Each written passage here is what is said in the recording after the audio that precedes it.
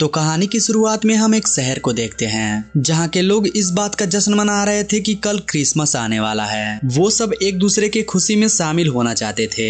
वहीं हम एवेनिजर स्क्रूज नाम के एक आदमी को देखते हैं जो कि एक बहुत ही चिड़चिड़ा किस्म का इंसान था। उसे कभी किसी दूसरे की खुशी पसंद नहीं थी। वो अपने पास आने वाले किसी भी इंसान से ढंग से बात तक नहीं करता था, जिसकी वजह से सारे लोग उससे बहुत नफरत करते थे। वो वहाँ की एक दुकान में पहुँचता है ताकि वो जिनकिन नाम के एक आदमी से अपना उधार चुकता कर सके, पर जिनकिन के पास उतने पैसे नहीं थे कि वो अपना उधार लौटा सके।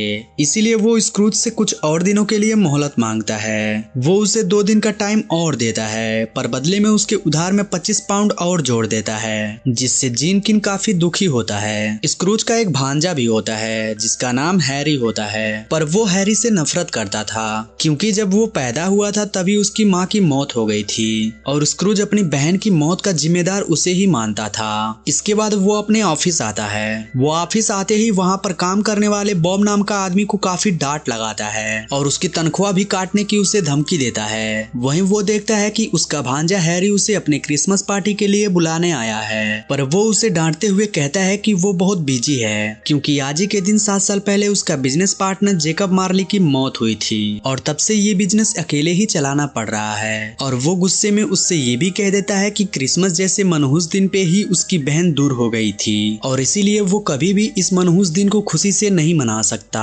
हैरी उदास होकर वहाँ से चला जाता है। इसके बाद बॉब भी अपना काम खत्म करके स्क्रूज से अपनी तनख्वाह मांगता है, पर आज उसकी तनख्वाह में से स्क्रूज कुछ पैसे काट लेता है क्योंकि कल क्रिसमस के मौके पर वो छुट्टी ले रहा था। बॉब उससे काफी रिक्वेस्ट करता है कि उसे पैसे की बहुत जरूरत है, उसे उसकी बेटे की दवाइयाँ भी लेनी है, पर वो उसे बिन पैसे दिए ही भगा देता है। बाहर आकर बॉब अपने बेटे टीम से मिलता है जो देखने में काफी बीमार था। स्क्रूज खिड़की से ये सब देख रहा था और कहीं न कहीं उसे दुख भी हो रहा था कि उसे बॉब की पैसे नहीं काटने चाहिए थे। इसके बाद वो अपने घर आ जाता है और जब वो अपने कमरे में सोने जाता है तभी उसके कमरे में बर्फ की परत जमने लगती है और वहाँ चारों तरफ बर्फ ही बर्फ होता है। तभी उसे वहाँ पर जंजीरों से बंधा हुआ उसका मरा हुआ पार्टनर जेकब दिखाई देता है। वो ये सब देखकर बहुत डर जाता है और उसे कुछ भी समझ में नहीं आ रहा था कि ये सब हो क्या रहा है। उसे लगता है कि वो ये सब सपने में देख रहा है, पर जेकब उसे अपने तरफ खींचता है और बताता है कि ये कोई सपना नहीं बल्कि हकीकत है। वो उसे कहता है कि मेरी इन जंजीरों को देखो, ये सब मेरे जीते जी किए गए कुकर्मों की सजा है। वो स्क्रूज से कहता है कि वो उसे वर्ण करने आया है ताकि मरने के बाद उसका भी वही हाल ना हो। वो उससे कहता है कि आज 3 घंटों की अंतराल में उसके 3 फरिश्ते आएंगे और उनकी दिखाई गई चीजों से वो सबक ले और अपनी जिंदगी को बेहतर बनाए ताकि मरने के बाद वो भी अपने कुकर्मों की जंजीरों में ना जकड़ा रहे।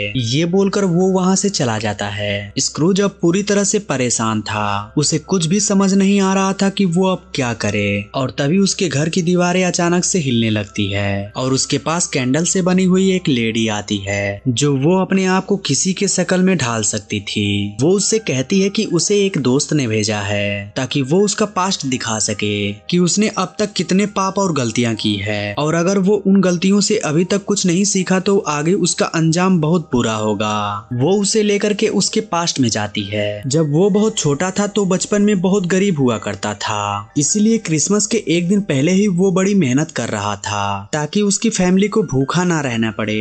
और वहीं हम उसकी छोटी बहन को देखते हैं जिसे बचपन से ही कोई बीमारी थी जिसकी वजह से हमेशा उसकी सांसें रुकती रहती थी। वो स्क्रूज को अपना बनाया हुआ तोहफा देने आई थी और वहीं पे स्क्रूज को प्रेजेंट की एक झलक दिखाई देती है जिसमें बिल्कुल उसकी बहन की तरह बॉब का बेटा टीम बीमारी से लड़ रहा था, पर उसने कभी उसकी मदद करने की नहीं सोची। वो कैंडल लेडी उससे पूछती है कि तुम्हारी बहन का आगे चलकर क्या हुआ, वो बची या नहीं। स्क्रूज उसे बताता है कि अच्छे इलाज के मिल जाने से उसकी जान बच गई थी, लेकिन उस बीमारी की वजह से वो हमेशा कमजोर रही और अपने बेटे हैरी को जन्म देते वक्त उसकी मौत हो गई और इसीलिए वो आज भी अपने भांजे से नफरत करता है और ये सब इस मनहूस क्रिसमस के दिन ही हुआ था। वो कैंडल लेडी उसे पूछती है कि क्या एक भी क्रिसमस ऐसा नहीं था जिसमें वो खुश हुआ हो और इसके बाद वो उसे लेकर समय के थोड़ा आगे जाती है जहाँ स्क्रूज अपने यंग एज में अपने करियर को लेकर काफी फोकस था। वो जिसके पास काम करता था उसकी एक बेटी थी जिसका नाम इजाबेल था और स्क्रूज उससे प्यार करता था, लेकिन पैसे कमाने के चक्कर में उसने अपना काम बदल दिया और वो जेकब मार्ली नाम के एक आदमी के साथ काम करने लगा, जो हमेशा से पैसों को ही इम्पोर्टेंट देता था और इसी वजह से वो भी इसी की तरह बनता चला गया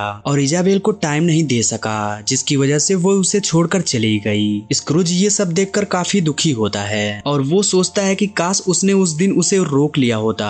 और इसके बाद वो कैंडल लेडी उसे लेकर कहीं और जाने लगती है। वो जाते हुए उसे कहती है कि मैंने तुम्हारा कल दिखाया है और अब कोई और आएगा जो उसे उसका आज दिखाएगा। इसके बाद स्क्रूज एक अलग ही जगह पे पहुंच जाता है जहां उसे बहुत सारे उड़ने वाले क्रिएचर दिखाई देते हैं और तभी उसके पास एक बहुत ही जोबली किस्म का आदमी आता है। वो स्क्रूज को बताता है कि उसने कैसे अपने खड़ूस बिहेवियर के चलते अपनी जिंदगी को बुरा बना रखा है, जिसकी वजह से उसे कोई भी पसंद नहीं करता। वो उसे लेकर हैरी के घर पहुंचता है जहां पर क्रिसमस पार्टी हो रही थी। हैरी सबसे कह रहा था कि आज क्रिसमस के मौके पर वो लोग उसके मामा स्क्रूज के लिए दुआ करें, पर वहां पे मौजूद हर एक इंसान स्क्रूज से नफरत करता था, इसीलिए कोई भी ऐसा करने के लिए राजी नहीं होता।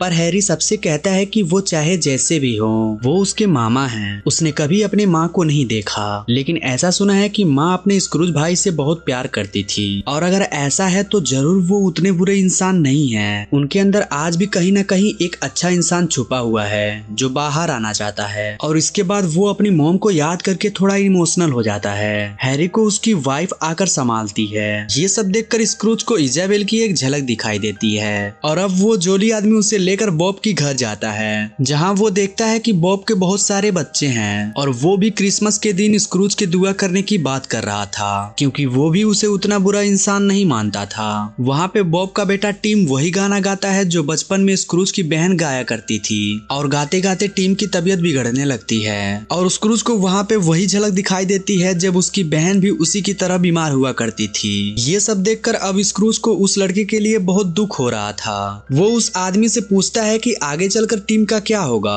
पर वो जोली आदमी उससे कहता है कि वो सिर्फ प्रेजेंट दिखा सकता है क्योंकि फ्यूचर दिखाने के लिए इसके पास कोई और आएगा। ये बोलकर वो वहाँ से गायब हो जाता है। इसके बाद स्क्रूज अपने आप को अपने ऑफिस के सामने पाता है और उसके सामने एक आदमी होता है जो कुछ बोल नहीं रहा था, वो बस उसे इशारे में कुछ दिखा रहा होता है। वहाँ पे वो देखता है कि उसके ऑफिस के सामने बहुत लोग जश्न मना रहे हैं और वहाँ पे जितने भी लोग आए थे उन सब ने कभी न कभी स्क्रूज से लोन लिया होता है। दरअसल वो जश्न इसलिए मना रहे थे क्योंकि स्क्रूज की मौत हो चुकी थी और उन सबको उसकी उधारी से छुटकारा मिल चुका था। पर स्क्रूज अभी भी समझ रहा था कि वहाँ पे खड़े लोग उसका गुणगान कर रहे हैं, क्योंकि उसे अभी भी पता नहीं था कि वो लोग उसकी मौत पे खुश हो रहे हैं। अब इसके बाद स्क्रूज को फ्यूचर की एक और घटना दिखाई जाती है जिसमें वो देखता है कि बॉब के बेटे टीम की अब मौत हो चुकी है। ये सब देखकर उसे वाकई में काफी दुख होता है। वो कहता है कि वो उसे बचा सकता था। वो फ्यूचर दिखाने वाले उस फरिश्ते से पूछता है कि क्या ये सब होकर रहेगा या फिर उसके बदल जाने से ये सब ठीक हो सकता है। तभी वहाँ पर दो लोग स्क्रूज की डेड बॉडी को लेकर आते हैं और उसे बहुत ही बेइज्जती के साथ कब्र में डाल देते हैं। ये सब देखकर स्क्रूज काफी ज्यादा घबरा जाता है। वो अपने आप को उन्हीं जंजीरों में जकड़ा हुआ देखता है जैसा कि उसका दोस्त जेकब मार्ली बंधा हुआ था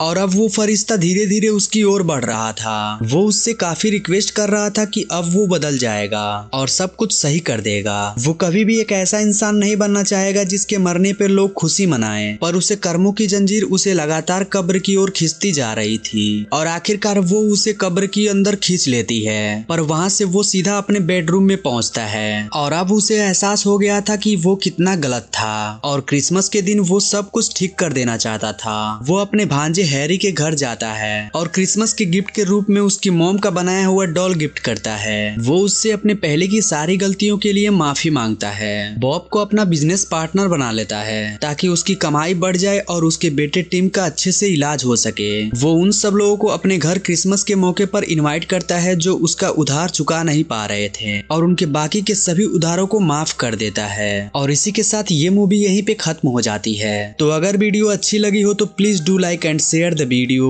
and please subscribe to my channel and press that bell icon.